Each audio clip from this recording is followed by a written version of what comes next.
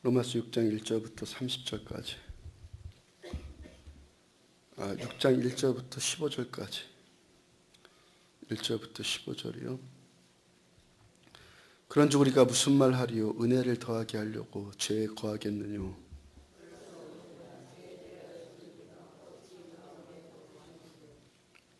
무릇 그리스도 예수와 합하여 세례를 받은 우리는 그의 죽으심과 합하여 세례 받은 줄을 알지 못하느뇨?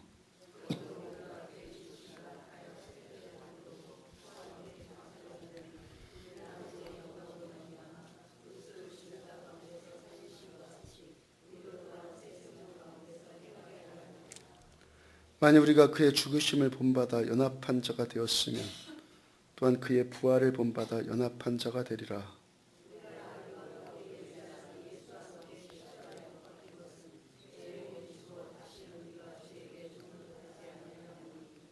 이는 죽은 자가 죄에서 벗어나 의롭다 하심을 얻었음이니라.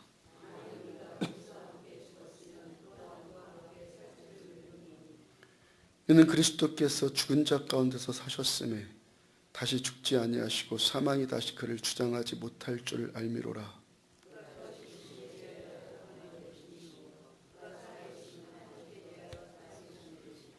이와 같이 너희도 너희 자신을 죄에 대하여는 죽은 자요 그리스도 예수 안에서 하나님을 대하여는 산 자로 여길지어다.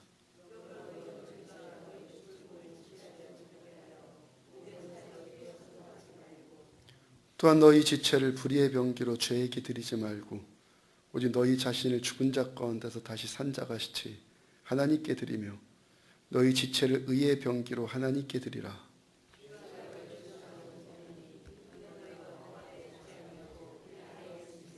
함께요. 그런즉 어찌하리요? 우리가 법 아래 있지 아니하고 은혜 아래 있으니 죄를 지으리요? 그럴 수 없느니라. 아멘. 19세기 미국에서 이 발발한 남북 전쟁은 노예 해방 문제 때문에 벌어진 전쟁 아닙니까? 그 전쟁에서 링컨이 이끈 북군이 승리를 했고 따라서 미국 전역에서 흑인들이 공식적으로 이 노예에서 해방이 되었습니다. 남북 전쟁이 끝난 다음에 쉘비 풋이라는 작가가 남북 전쟁이라는 유명한 책을 썼죠. 그 책 가운데 이런 내용의 이야기가 있습니다. 노예 제도에서 배운 대로 흑인들은 엄격한 인종적 카스트 제도에 갇혀 살았다. 1864년에 법적으로 노예 해방이 이루어진 다음에 알라바마 주의 한 노예에게 링컨을 압니까? 라고 물었다. 그가 대답하기를 링컨이 우리를 해방시켰다는 말은 들었는데 링컨이 누군지는 잘 모릅니다. 라고 대답을 했다. 그리고 수많은 노예들이 이와 같은 대답을 했을 것이다. 그 이야기가 당시 사회의 또 한 가지 비극을 지금 말하고 있지 않습니까? 노예 해방을 위해서, 노예에서 해방되기 위해서, 자유를 위해서 동족끼리 피비린내 나는 전쟁을 치렀어요. 얼마나 많은 젊은이들이 그 전쟁에서 죽었겠습니까? 그 전쟁을 또 승리로 이끌었던 링컨은 또 암살당했죠. 그 다음에 헌법이 개정되었어요. 노예였던 모든 사람들에게 이제 합법적으로 자유가 찾아왔어요. 합법적으로 자유가. 근데 사람들이 링컨을 모르더라는 거예요. 그 흑인 노예 상태에 있었던 사람들이 링컨을 몰라요. 더 자세히 말하면 링컨을 통해서 도대체 무슨 일이 벌어졌는지 그저 흘러가는 지식 정도로는 아는데 그 지식이 자신들의 삶 가운데서 현실이 되지 못하고 있더라는 거예요. 지식이 현실이 안 돼요. 노예 해방 문제 때문에 전쟁이라는 참사가 벌어졌어요. 얼마나 많은 희생이 거기에 치러졌겠습니까? 희생. 그 전쟁이 이끌었던 대통령까지 암살당했어요. 저희 노예 해방이 세상에 공포되었고 헌법에 명시되었습니다. 그렇게 큰 대가를 치르고 얻은 자유인데 그 자유를 모르더라는 거예요. 정작 자유가 임했는데 그 자유를 모르더라는 거예요. 분명히 이제 노예에서 해방된 신분 상태인데 그 권리를 누리지 못하고 여전히 그 전에 노예로 속박된 삶, 그 상태로 그냥 그대로 살고 있더라는 거예요. 문제는 우리들의 신앙생활에서, 우리들의 영적 생활에서도 이런 일이 나타나고 있다는 것 아니겠습니까? 하나님께서 독생자 외아들을 예수님을 십자가의 처형틀에 못 박아 죽이는 일을 하셨어요. 주님께서 십자가 지시면서 또한 십자가 위에서 상상할 수 없는 고통을 주님 당하셨습니다. 영원히 육체를 떠난 그 사흘 동안에 그 영혼 지옥으로 가셨어요. 지옥에 내려가셨어요. 사흘 동안 지옥의 고통을 다 당하셨어요. 주님께서 당하신 고통 가운데 가장 큰 고통이 창에 찔렸다, 채찍에 맞으셨다, 이것보다 지옥에 내려가 있던 그 사흘 동안. 지옥을 여러분도 어떻게 표현하겠습니까? 지옥. 우리 삶 가운데서도 지옥 같은 삶이야 그러잖아요. 지옥 같아. 지옥.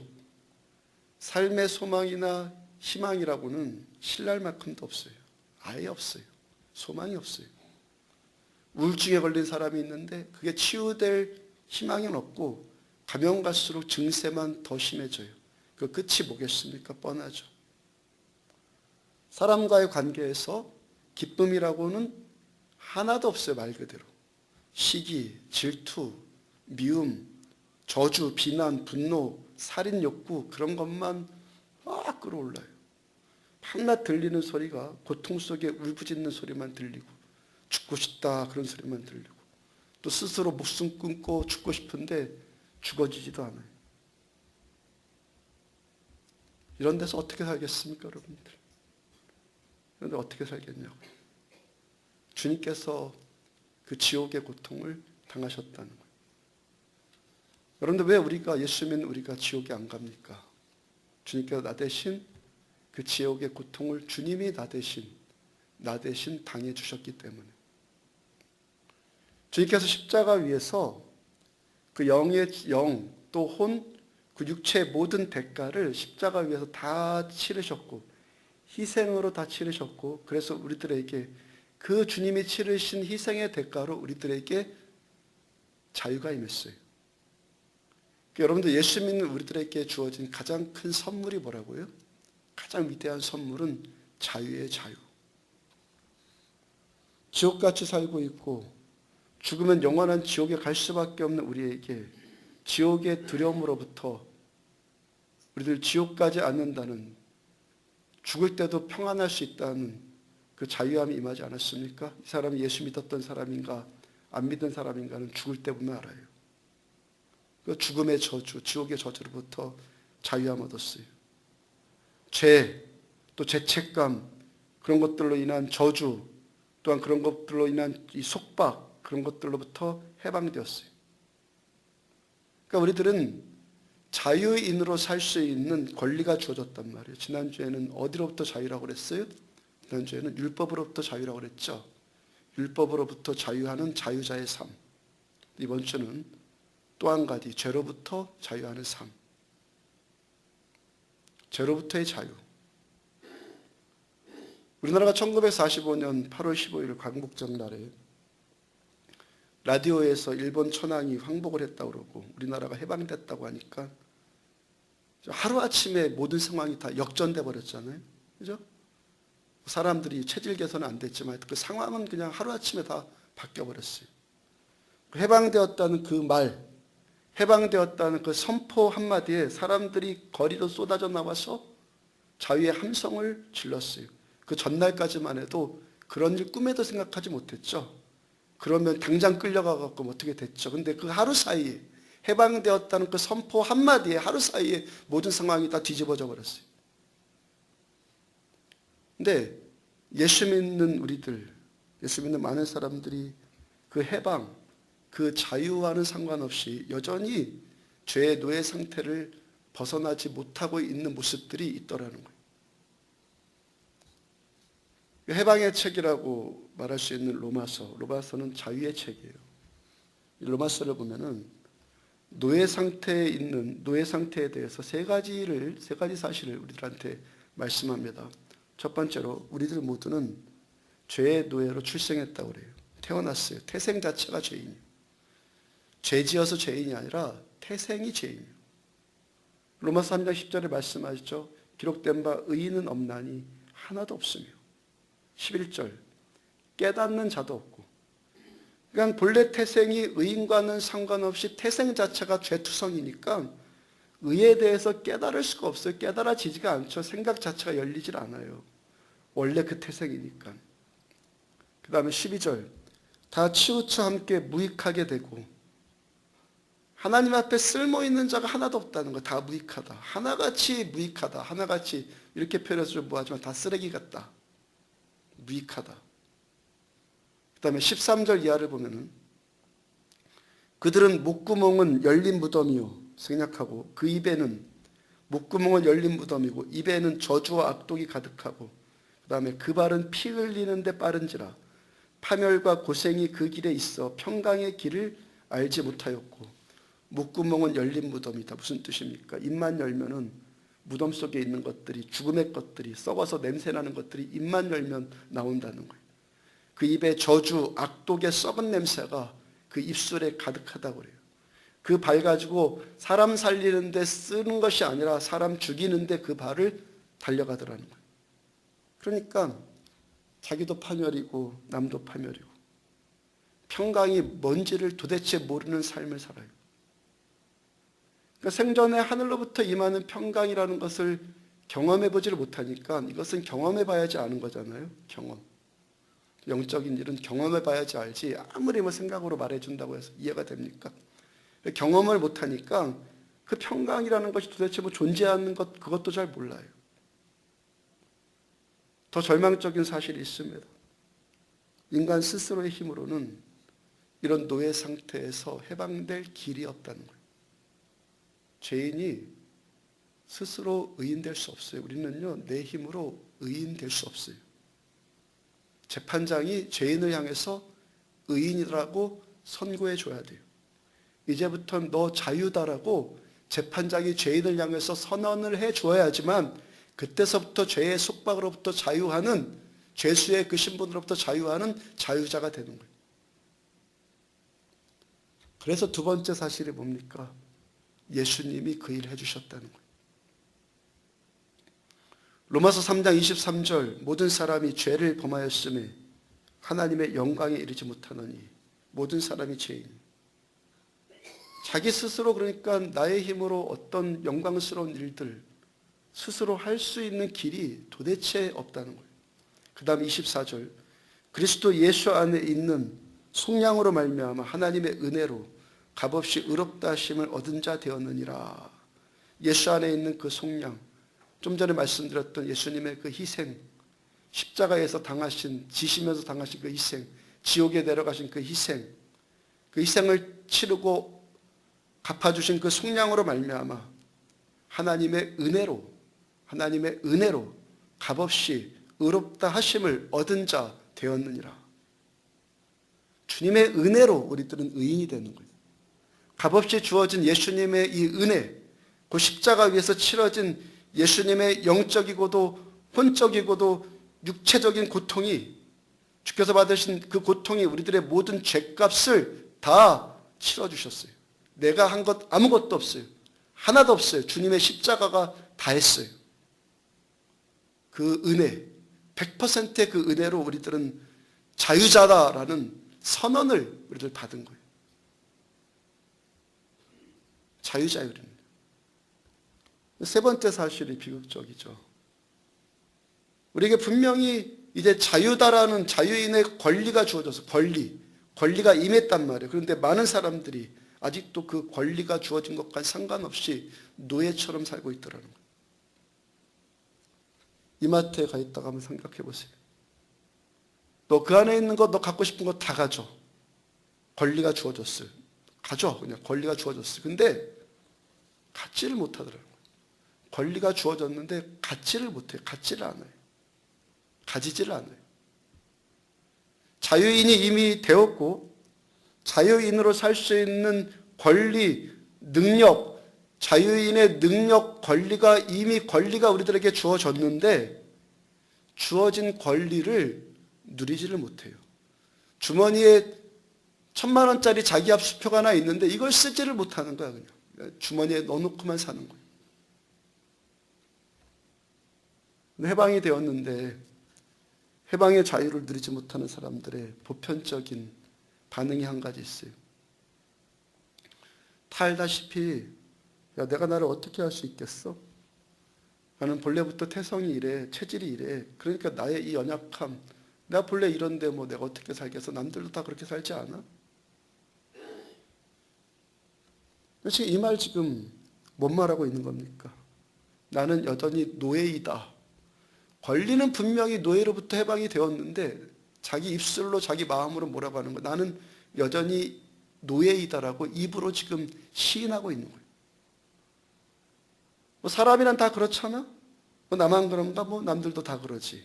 아무도 뭐 완전한 사람이 어디 있어? 이런 말 다 지금 뭐라고 하는 겁니까? 이미 노예의 사슬이 예수님의 십자가로 끊어졌단 말이에요. 노예의 사슬이. 근데 그 사슬을 자기가 스스로 목에다 걸고 묶고 있단 말이에요. 성경이 뭘 말씀하십니까? 그렇게 살 수 없다. 살면 안 된다. 그렇게 살지 않아도 된다. 이미 그 말씀하잖아요.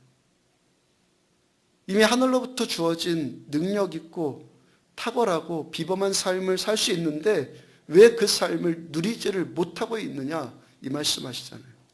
1절 말씀이죠. 그런즉 우리가 무슨 말을 하리요? 무슨 말을 할까? 은혜를 더하게 하려고 죄에 거하겠느냐? 그 다음 2절 뭐라고 합니까? 그럴 수 없느니라. 얼마나 단호합니까? 15절 그런즉 어찌하리요? 우리가 법 아래 있지 아니하고 은혜 아래 있으니 죄를 지으리요. 그 다음 또 뭐라고 합니까? 그럴 수 없느니라. 그럴 수 없다. 2절을 다시 보면 그럴 수 없느니라. 죄에 대하여 죽은 우리가 어찌 그 가운데 더 살리요? 죄에 대해서 우리도 이미 죽었는데 왜 또 거기 또 사느냐 거기서. 이 질문에 어떤 의미를 담고 있는지를 한번 생생하게 한번 느끼고 싶어요. 느끼고 싶다면 옛날 구원받기 이전에 그 마음에 품고 살았던 것들, 말들, 태도들 그걸 한번 생각해 보세요. 물론 뭐 워낙 또 온유하게 잘 사신 분들도 있는데도 그렇지 않은 분들도 또 계시잖아요. 그때 무슨 생각, 어떻게, 어떤 태도, 어떤 말을 하면서 살았는지를 한번 생각해 보시라고. 육체의 욕구들을 절제하려 했습니까? 능력되는 대로 내가 하고 싶은 대로 다 하고 살려고 그랬고 물론 또 하기 싫으면 죽어도 안 해요. 지독하게 이기적인 삶을 살아요. 지독하게 이기적. 하고 싶은 것은 다 하고 하기 싫으면 절대로 안 하고 지독하게 이기적인 삶 아니에요. 험담, 비난 이게 나쁜 것인지도 몰라요. 남 욕하면서 그게 죄인지도 모르고 그게 얼마나 지금 교만한 짓을 하고 있는지 그것도 잘 몰라요. 그러니까 그런 행동을 서슴없이 합니다. 그러다 보니까 뭐 평강이 있습니까? 평강이 뭐고 기쁨, 진정한 감격 그런 것들이 뭔지도 모르고 그저 진짜를 흉내낸 가짜를 쫓아다니면서 살아요. 그 잠시의 그 재미, 그게 진정한 즐거움인 줄 알고 그 재미 쫓아서 살아요. 저요. 25년 전 일이니까 어떤 날은 이런 일도 겪었으면 제가요. 술에 잔뜩 취해서 잠들었는데 다음날 깨보니까 전날 뭔 일을 했는지 도무지 생각이 안 나요.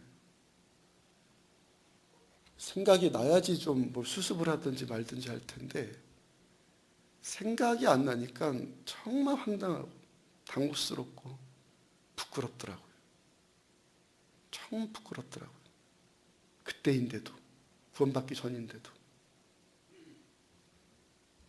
십자가 은혜 만나고 그 용서를 받으니까 그런 삶 용서받으니까 얼마나 감사가 나가고 회개가 나오지 않겠습니까?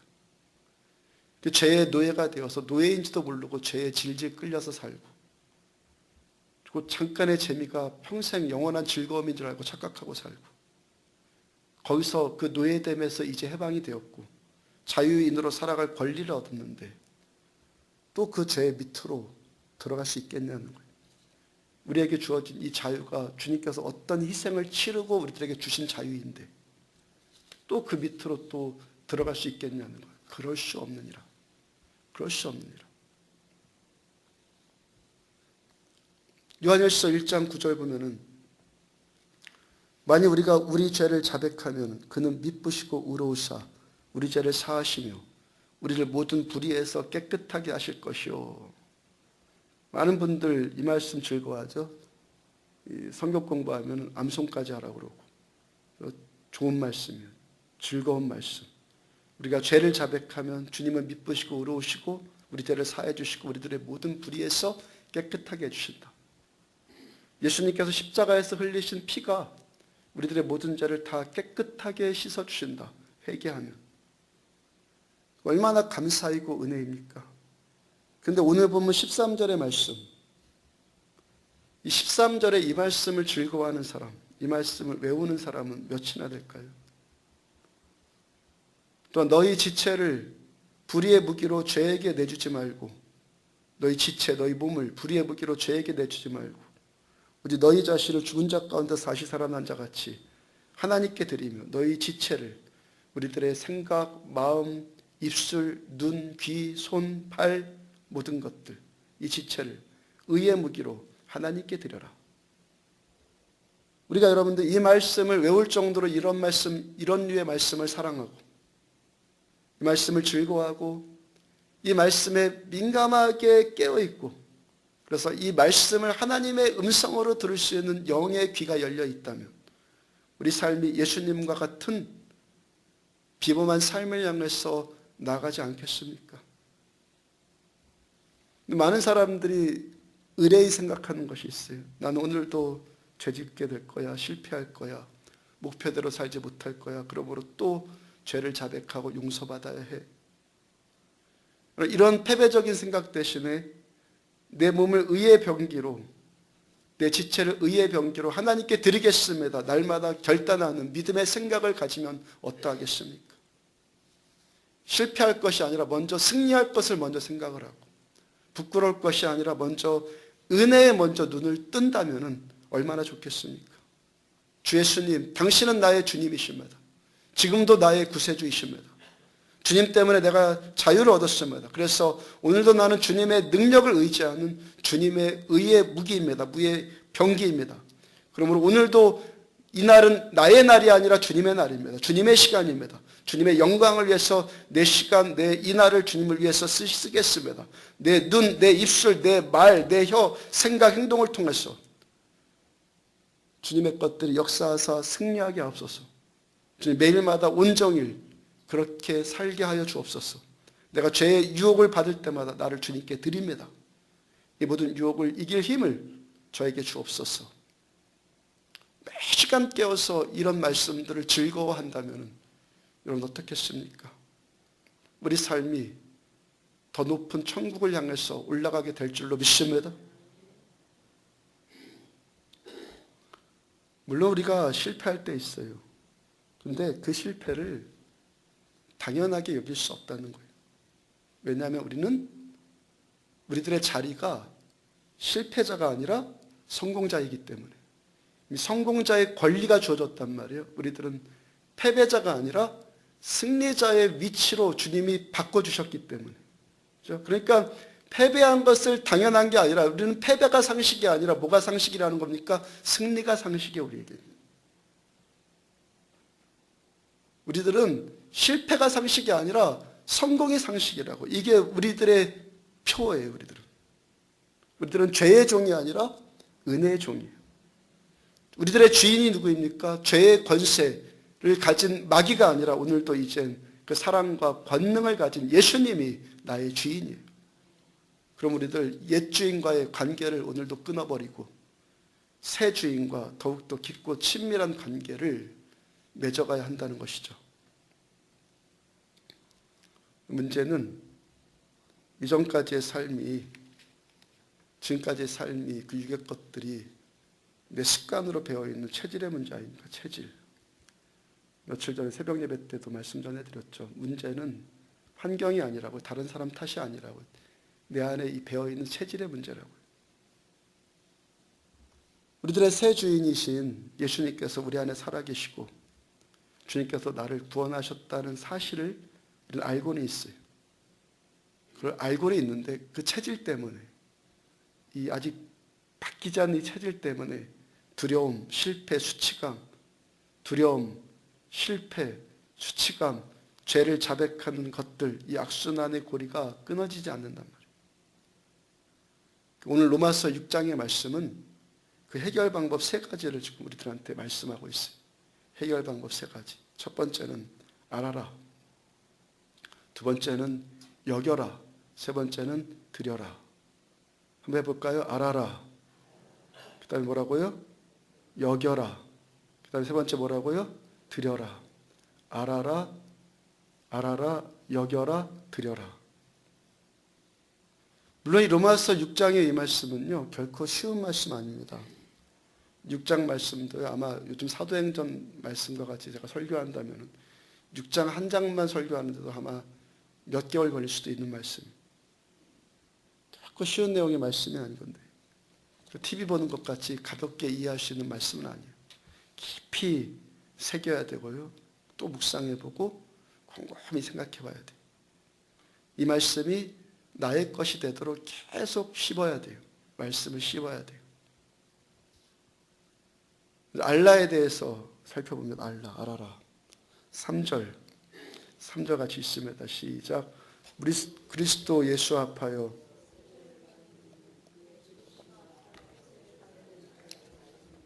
알지 못하느냐, 세례받은 줄을 알지 못하느냐. 그 다음에 6절도 있습니다. 시작. 우리가 알거니와 우리의 옛사람이 못 박힌 것은 죄의 몸이 죽어 다시는 우리가 죄에게 종노릇하지 아니하라니. 우리가 알거니와 다시는 죄에게 종노릇하지 아니하라니. 9절도 있습니다. 이는 그리스도께서 죽은 자 가운데 살아나셨으며 다시 죽지 아니하시고 사망이 다시 그를 주장하지 못할 줄을 알미로다. 사망이 우리를 이제 다시는 주장하지 못한다. 가장 중요한 말씀이 세례받았다는 것이거든요. 알아라. 예수와 함께 세례받은 것을 알아라. 그것을 알으라는 거예요. 세례가 헬라어로 밥티조입니다. 밥티조인데 그 본래 뜻 여러 가지 뜻인데 그 중에 하나가 동일시의 의미가 아니라 동일시. 이 밥티조가 원래 옷감에 물들일 때 그때 사용했던 단어예요. 진홍색 옷감을 만들기 위해서 거기다가 진홍색 물감에다가 그 옷감을 푹 담그죠. 그래서 진홍색으로 바꾸려면 그 옷감을 그 물감이 있는 데다가 그 다라에다가 아니 통에다가 푹 담그죠. 이게 뭡니까? 밥티조라는 거예요. 그러면 거기다 담그고 빼내면 어떻게 됩니까? 그 안에 있는 진홍색 빨간 물이 천에 들겠죠. 그러면 원래 색깔은 사라져버리고 이제부터는 빨간색 천이 되죠. 이게 뭡니까? 밥티조예요. 본래의 것이 완전히 변형돼 버리는 거예요. 깨달아지십니까? 본래의 것이 완전히 바뀌어버리는 것이 밥티조예요. 그러니까 그 정체성이 완전히 변화되어서 빨간색으로 완전 동화돼 버리는 거예요. 그렇게 담금질 당해서 그렇게 담금질 돼서 그 정체성이 완전히 바뀌는 것을 밥티조라 그랬어요. 예수님께서 십자가에서 제물 되시고 우리들을 위해서 피 흘려 죽으셨고 사흘 만에 부활하셨어요. 그게 나랑 상관이 있어야겠죠.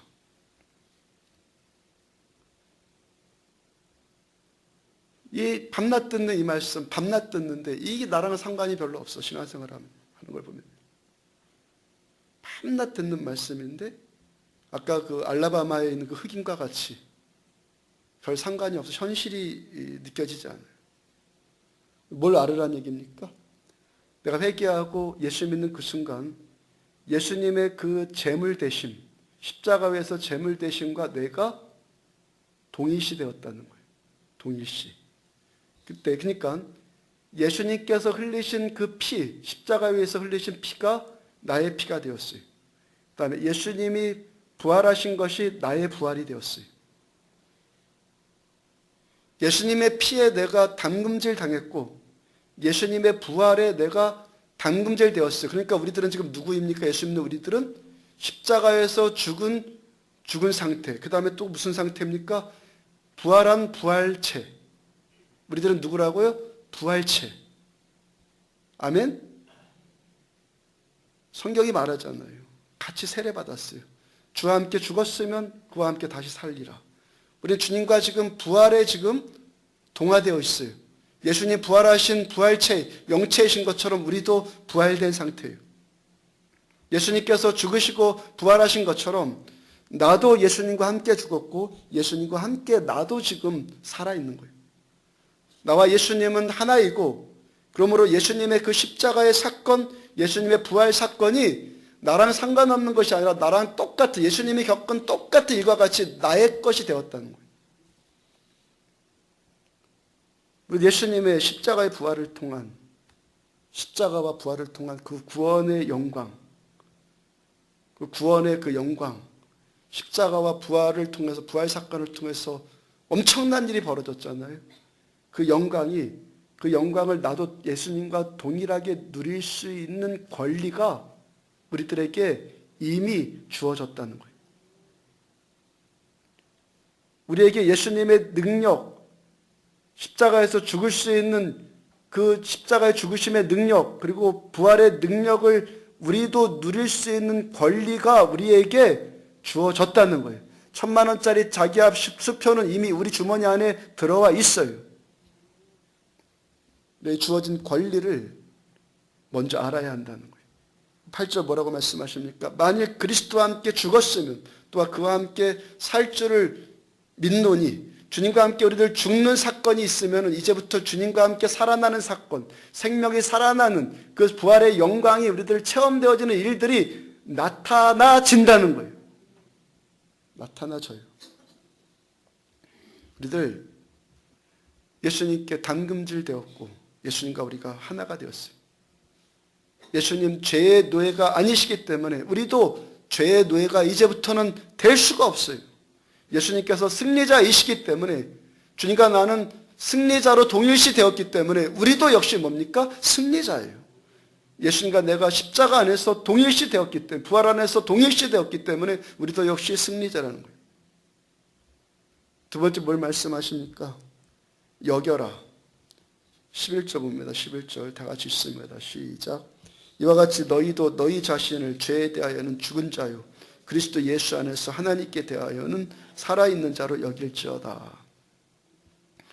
여기다라는 이 헬라어가요, 언제 쓰이는 단어냐면 격리 보는 거 알죠? 회계 보는 것, 그때 쓰는 단어예요. 계산하다, 계정에 넣었다, 계정에 넣어서 처리했다, 이런 의미를 갖고 있는 거예요. 그러니까 여기다 이 말은 불확실한 추정이 아니에요. 그죠? 장부에다 딱 기록해 놓은 확실한 사건이라고요. 그러니까 이미 다 계산이 끝났어요. 계산이 끝나니까 회계장부에 기록하잖아요. 맞죠? 계산이 다 끝나면은 재정부에서 계산, 동계산 다 하고 이제 나머지 회계장부에 딱 기록하잖아요. 그럼 그 확실한 사실, 모든 것을 다 끝낸 그 사실로 받아들이라는 것이 여기라는 거예요. 이미 주님의 회계장부에 다 기록된 일이고 법적인 구속력을 다 끝낸 일이에요. 다 끝났어요. 법적인 구속력이 다 마친 일이라고요. 그렇게 장부에 기록하듯이 우리들의 마음 안에, 우리들의 생각 안에 새겨 넣으라는 거예요. 예수님과 내가 하나예요. 주님의 십자가의 피로 내가 물들여져 있어요. 예수님의 십자가의 피로 우리들 이미 물들여져 있다고, 진홍색 피로 우리들은 물들여져 있어요. 예수님의 부활의 능력이 우리들을 감싸고 있단 말이에요. 그러니까 예수님께서 이루어 놓으신 십자가의 부활의 능력이, 그 부활의 능력이 이미 나의 것이고 내 것이니까 내가 마음껏 사용할 수 있단 말이에요. 이 사실에 대해서 그 어떤 것에도 흔들리지 않을 만큼 내 생각 안에 완전히 장부로 정리해 놓으라는 거예요. 누가 뭐라고 그래도 야 여기 기록되어 있잖아, 이거 여기 회계장부에 기록되어 있잖아 라고 딱 내밀면서 흔들리지 말라는 거예요. 누구 때문에? 나로 인해서 그 권리를 누리는 것이 아니라 주님께서 십자가 위에서 행하신 그 엄청난 그 희생의 그 대가의 그 재물 대신 때문에 우리가 그렇게 되었다는 거예요. 주님께서 그 권리에 대해서 아무런 값도 우리들에게 묻지 않으시고 그냥 은혜로 사랑하기 때문에 내 자녀이기 때문에, 우리가 이제부터는 천국 백성이기 때문에 그 은혜를 그냥 은혜로 이양해 줬어요. 그 은혜 받은 우리들, 이제부터 내 삶의 전반을 예수님처럼 살아야 하고 예수님처럼 살 수 있다는 거예요. 왜? 주님과 내가 하나로 동일시 되었기 때문에. 이렇게 한번 예를 들어봐요. 숙소에 가서 미시령길을 드라이브하면은 4월달, 5월달쯤에 거기 드라이브하면 아주 멋지지 않습니까? 그 미시령길이 멋진 경치도 구경할 수 있는데 동시에 아주 극커브길이 있잖아요. 매우 조심스럽게 운전해야 돼요. 속초시에서는 그 운전하는 사람들을 위해서 두 가지 조처를 취할 수 있죠. 하나는 만약에 일어날 사고에 대비해서 미시령길 이것저것에 병원을 설치해 놓는 거예요. 달리던 차가 잘못해갖고 절벽 아래로 떨어지면 즉시로 119가 달려가서 응급 환자를 치료하고 생명을 구해줘요. 또 한 가지 조처는 뭡니까? 심한 커브길에다가 멀리서도 잘 보일 수 있도록 위험합니다. 급 커브길입니다. 속도를 줄이세요라고 표지판을 세워놓는 방법이죠. 물론 속초시에서는 두 번째 방법을 먼저 해놨어요. 그러니까 요한일서 1장 9절의 말씀이 어떤 말씀입니까? 만약 우리가 우리 자를 자백하면 저는 미쁘시고 의로우사 우리 자를 사하신 모든 불의 소리를 깨끗하게 하실 것이고, 이런 류의 말씀은 어떤 류의 말씀이? 병원 세우는 말씀이죠. 이미 다친 사람, 이미 병들어서 죽을 수밖에 없는 사람을 빨리 치료해 주는 것, 그러한 말씀이죠. 그것도 은혜예요. 놀랄만한 은혜예요. 죽은 자를 살려놓는 것. 근데 최선은 아니죠. 최선. 가장 좋은 것. 가장 좋은 것은 뭡니까? 아예 예방되는 것. 다리 부러져 갖고 예수의 이름으로 명하노니 다리는 나음받을지어다 나음받았어. 그것보다 더 좋은 일이 뭐예요? 처음부터 안 부러지는 일. 그것 낫잖아요. 처음부터 안 부러지는 거 행복 아니에요? 로마서 6장의 말씀은 예방의 말씀이고 최선의 말씀이에요. 우리들 죄에 대해서 죽었다고, 죄에 대해서는 죽은 자라고 하나님이 우리들에게 선포해 주셨어요. 그리고 우리들은 하나님을 향해서 산 자들이에요.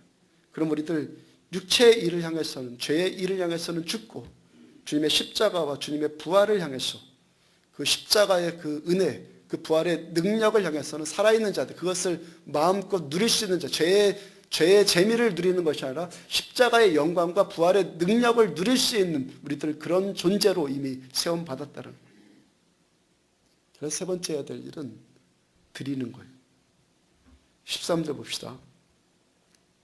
함께 있습니다. 시작. 또한 너희 지체를 불의의 무기로 죄에게 내주지 말고 오직 너희 자신을 죽은 자 가운데서 다시 살아난 자 같이 하나님께 드리며 너희 지체를 의의 무기로 하나님께 드려라. 먼저 두 말씀이 있죠. 드려야 될 것, 드리지 말아야 할 것. 소극적으로 먼저 뭡니까? 너희 지체를, 너희 마음, 생각, 말, 손, 발, 몸, 불의의 무기로 죄에게 주지 말아라. 쓰지 마라. 죄 짓는 데 쓰지 말아라. 왜냐하면 우리들의 소속은 죄의 노예가 아니라 죄로부터의 해방된, 거기로부터 이미 빠져나온 자유의 몸이기 때문에. 그렇죠? 어떤 분이 저에게 이런 고백하신 분이 있어요. 전에는 단란주점이 아주 즐거웠대요. 최근에 은혜를 경험했고 그 은혜를 경험한 후에는, 그 은혜를 경험한 다음에 별 생각 없이 어느 날도 친구들과 함께 단란주점을 따라 들어갔대요. 너무 어색하더라는 거예요. 내가 있어야 될 자리가 아닌 것 같이 너무 생소하더라. 지금까지 거기 가면 너무 재밌었는데. 그날도 무심결에 그냥 친구들이 가자니까 따라 들어갔는데 너무 생소하고 어색하고 이상하더라는 거예요. 당연한 일이죠. 당연한 일이에요. 소속이 바뀌었기 때문에. 소속이 바뀌었잖아요. 체질의 내 안에서 변화의 뿌리가 내 안에 들어왔어요. 씨가 들어왔어요. 그러니까 죄 짓는 데는 이제 어색함이 느껴지는 거죠. 그 다음에 적극적인 명령 뭐라고 말씀합니까? 너희 지체를 의의 무기로 하나님께 드려라. 언제 행복해집니까? 본래 용도대로 쓰임받을 때. 죄의 노예일 때는, 내가 죄를 지을 수밖에 없는 죄의 노예일 때는 죄 져야지 재밌어요. 그렇죠. 원래 그 상태니까. 용도가 그거니까. 용도가 죄 짓는 용도니까 죄 지어야 재밌어요. 근데 우리들의 이제 용도는 뭡니까? 우리의 용도, 우리 몸의 용도는 죄의 노예가 아니라 십자가의 노예이고 부활의 노예이고 그리스도의 병기예요. 이 몸을 십자가로 구원하는 데 쓰고 그 다음에 부활의 능력으로 생명 살리는 데 쓸 때 그 재생산된, 다시 고쳐진, 다시 프로그램이 다시 바뀌어진 그 용도대로 우리들을 쓸 때 우리가 행복해지기를 시작해요. 평강을 누리고 용도대로 써야지. 용도대로 안 쓰면 그 평강이 깨져버리고 기쁨이 깨져버리고 그 만족이 소멸돼 버려요. 근데 용도대로 쓰면은 그 만족이 점점 더해가는 것이죠. 국수 뽑는 기계를 국수 뽑는 데 사용해야지 최고의 효율을 드려요. 테니스화는 테니스 칠 때 써야지 최고의 효율이 나와요. 그러니까 우리들의 이 몸, 우리들의 지체, 우리들의 인생 전부가 이미 의의 것으로 바뀌었어요. 바뀌었는데 그 무기를 갖고 죄 짓는 데 쓰면은 용도가 어긋나는 것이 용도가. 하나님께서 저에게 하나님 찬양하라고 기타 주셨잖아요. 하나님 찬양하라고 기타 주셨단 말이에요. 근데 그 기타 갖고 내가 옛날에 맨날 불렀던 그 노래를 맨날 띵가띵가 하고 불러. 어떤 소리 나겠습니까? 하나님께서 찬양하라고 주신 악기를 하나님 찬양하는 데 써야죠. 하나님께서 우리들의 마음과 입술을 예수 피를 발라주셔가지고 마음, 삶, 육체, 입술, 생각 모든 것을 하나님이 예수님이 그 엄청난 희생을 치르고 발라주신 그 피의 은혜로 우리가 다시 거듭났어요. 그러니까 거듭났으니까 이제 바뀐 용도대로 우리들이 사용되어져야 한다는 거예요. 제가 종종 고백드리듯이 제가 노래를 하려고 하면은 제 몸 안에서 제가 저만 경험되는 어떤 일이 나타나요. 노래를 잘할 수 있도록 성령께서 주신 은사가 그 기름 부으심 제 안에서 발휘되는 거예요. 여러분들 듣기는 뭐 어떨지 모르겠는데 하여튼 옛날부터 노래를 참 제가 잘하는 것 같아요. 전에보다는. 원래부터인가 제 창법이 달라졌어요. 누구한테 레슨 받은 것 아니에요. 창법이 달라졌어요. 소리가 다른 소리가 난다는 것이 경험되어진단 말이에요. 어떨 때는 가요를 불러도 그런 소리가 난다고 그랬죠. 또 기타를 쳐도요 다른 소리가 나요.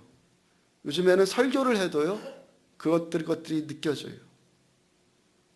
그렇다고 해서 제가 옛날에 불렀던 노래를 다시 부르면 어떻게 되겠어요? 그 은사 받았는데 그걸 가지고 야 이거 갖고 돈 버는 데 쓰자. 야 밤무대나 가자. 그래가지고 그 은사를 가지고 거기 가서 발휘하면 어떻게 되겠어요? 처음엔 모르겠는데 분명히 소멸되어지죠. 반대로 주님을 위해 드리면 드릴수록 점점 더 탁월해지지 않겠습니까? 제 몸 안에 느껴지는 거 점점 더 민감해진다는 거예요. 점점 더 강하게 느껴진다는 거예요. 제 안에서. 고린도서 5장 17절을 보면은 그런즉 누구든지 그리스도 안에 있으면 새로운 피조물이라. 이전 것은 지나갔으니 보라 새 것이 되었도다. 우리들 어떻습니까? 새로운 피조물, 예수 피로 덮여진 물감으로 색이 완전히 바뀌어져 버린 우리도 새로운 피조물들, 새로운 영, 새로운 생각, 새로운 입술, 새로운 육체가 되었어요. 이 새롭게 된 것을 나를 새롭게 해주신 분을 위해서 드려야 한다는 것이죠. 맞습니까? 이 새롭게 된 것을 나를 새롭게 해주신 분을 위해서 드려야 된다는 거예요. 첫째, 뭐 하라고요? 알자. 두 번째, 여기자. 확신하자. 이건 누가 뭐라고 그래도 이건 이미 회계장부에 딱 기록되어 끝난 거예요. 여기자. 그 다음에 주님께 드리자. 주님과 나는 하나예요. 주님의 십자가의 구원이 십자가가 내 것 되었어요. 예수 부활이 나의 부활 되었어요. 우린 누릴 수 있어요. 나 때문이 아니라 주님께서 하신 일 때문에 주님이 은혜로 그것들을 다 우리들한테 이양해 주셨어요. 그러므로 이제부터는 나의 주인이 나도 아니고 내 주인이 죄도 아니고 내 주인은 누구입니까? 예수님. 나를 새롭게 만드신 예수님을 위해서 내 삶을 드려야죠. 그리고 예수님께 나를 드리면 드릴수록, 주님께 드리면 드릴수록 내 안에서 계속 그것들이 개발되어지고 더 비범한 삶이 점점 나타나지는 거예요. 체질이 계속 바뀌어가면서, 물론 체질 바뀌는 건 하루아침에 안 바뀌어요. 그렇지만 말씀 붙들고 알고 여기고 드리고 여기고 알고 밤낮 계속 반복하면서 체질이 점점 바뀌어가면서 예수화 되어지면서 우리들이 비범한 삶이 나타나지는 거예요. 지난주 금요일날 새벽에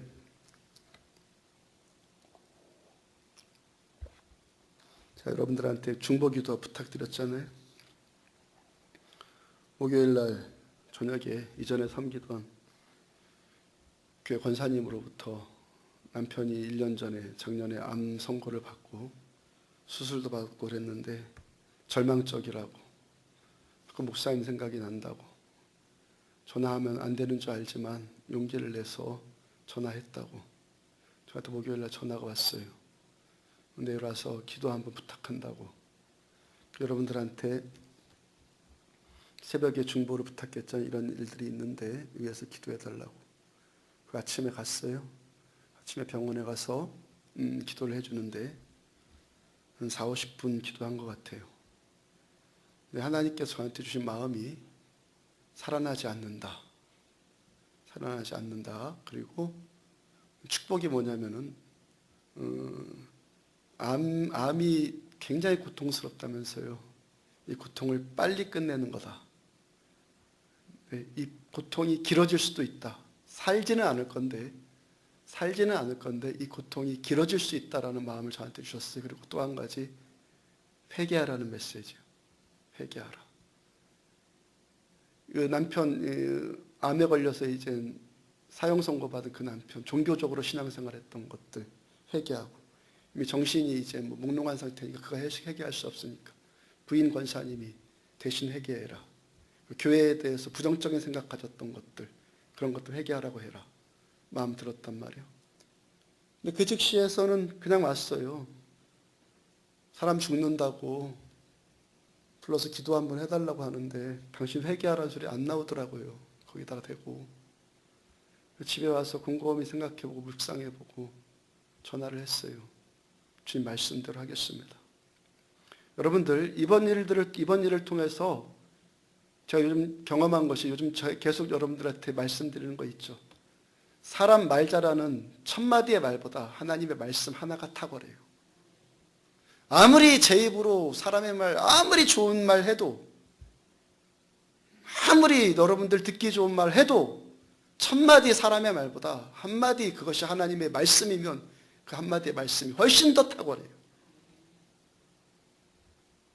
가서 뭐 위로해주면 뭐예요? 하나님의 일이 그에게 나타나야지. 제가 사람의 말, 입에 발린 소리 아무리 해보고 내가 뭐 위로해주겠다, 뭐 해주겠다 하면 뭐예요? 하나님의 일이 나타나야죠. 용기를 가지고 전화를 하고, 권사님 사랑한다는 거 권사님 아시죠? 그리고 하나님께 나한테 주신 마음입니다 라고 전했어요. 하나님은 권사님이 회개하길 원하십니다. 회개하길 원하십니다 라고 마음 주셨던 대로 종교적인 것들, 신앙생활 했던 것들, 그 다음에 부정적인 마음들, 그런 것들 회개하십시오. 그거 끊었어요. 끊는데 안 좋더라고요. 참 마음이 안 좋더라고요. 하여튼 계속 안 좋은데 또 어저께 또 전화를 또 해보라는 마음이 자꾸 들잖아요. 어저께 그래서 전화를 했어요. 어제 우리 성역 공부 끝나고 제자 훈련반 끝나고 전화를 했어요. 권사님 내가 병원에 한 번 더 갈까요? 그랬더니 오지 말라고 그럴 줄 알았는데 너무 좋죠. 오시라고 그러더라고요. 갔어요. 어저께 갔어요. 근데 엘리베이터 앞에서 저를 기다리고 있더라고요. 병원 엘리베이터 앞에서. 그래서 그랬어요. 권사님 준비되셨나요? 준비됐대요. 대뜸 제가 준비됐나요? 물어보니까 준비됐대요. 그럼 제가 가서 기도하겠습니다.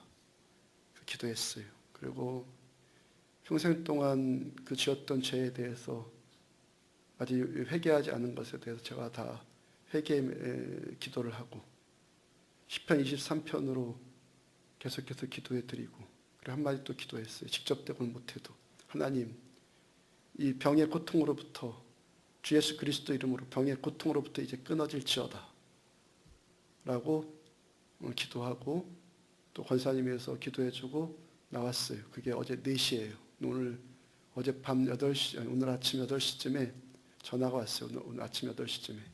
어제 6시에 돌아가셨다고. 4시에 가서 기도해드리고 6시에 가서 6시에 돌아가셨다고 전화가 왔어요. 오늘 아까 제가 잠깐 점심 먹고 시간 내갖고 병원에 갔잖아요. 병원에 조문하고. 저한테 권사님이 그래요. 너무너무 감사하대. 제가 물어봤거든요. 그날 회개하라고 그래서 마음 상하지 않았어요? 아니래요. 저한테 그 마음이 권사님한테 이미 있었대요. 내가 그 캥기는 것들이. 그래서 회개했다고 그러고. 그리고 남편께서 너무너무 고통스러워하다가 그 죽기 전에 그 2시간 동안 평강이 회복되고 너무너무 정말 편하게 가셨다는 거예요. 하나님께서 저에게 주신 내적인 감동대로, 그렇죠, 저한테 주신 감동대로, 하나님이 원하는 대로, 분명하진 않지만 나한테 들은 감동대로 그대로 했어요. 그러니까 나를 하나님께 내 생각, 내 마음을 드리니까 평강 가운데 천국으로 가고, 가족들 전부 너무 평강해 있더라고요. 오늘 보니까 평강 가운데 가고, 그 암이 주는 고통으로부터 빨리 끝나고 하나님께서 귀한 일들 우리들을 통해서 하시지 않습니까? 이것보다 더 비범한 일들이, 내 삶이 하나님께 드려지면 드려질수록 더 비범한 일들이, 예수께서 뭘 말씀하셨습니까? 너희가 나와 같은 일을 할 것이고 나보다 더 큰 일을 하리라고 분명히 말씀해 주셨잖아요. 어떻게 하면? 주께 우리들의 삶을 드리면, 그 다음에 여기면, 주께서 우리들을 위해서 십자가 위에서 행하신 그 일들, 그 구원이 얼마나 엄청난 일이고, 십자가가 얼마나, 피가 얼마나 고귀하고, 부활이 얼마나 능력인 것을 우리도 확신하고, 이제부터 내 삶의 주인은 내가 아니라 그 고귀한 희생을 치르신, 나를 생명 가운데로 살려주기 위해서 나를 살려주신 예수를 위해서 내 삶을 드리기 시작하면 하늘의 비범한 일들이 우리를 통해서 나타나지겠다는 거예요. 그럼 우리들은 이제부터 죄의 백성이 아니라 은혜의 백성들이, 은혜의 백성들. 맨날 그 죄짓고 회개하고 그 사슬을 거기에 얽매여 있는 것이 아니라 그걸 끊어버리고 우리들의 입술 가운데 승리자이신 예수님과 같은 동일한 승리의 찬양이 우리들 가운데서도 점점 더 나타나질 때, 예수 십자가가 나의 십자가가 되고 예수 부활이 나의 부활이 되고, 이것이 관념에서 머물러 있는 것이 아니라 내 삶 가운데 현실로 나타나지는 비범한 삶이 우리 통해서 나타나진다는 거예요. 우리들의 삶, 새로운 인생을 살기를 원하시는 예수님의 그 희생대로 우리들 삶 주님께 더 드림으로 죄로부터 자유하고, 지난주 말씀처럼 율법으로부터 자유하고, 우리를 통해서 생명들이 살아나고 회복되어지는 비범한 일들이 더 나타나지기를 주의 이름으로 축복합니다.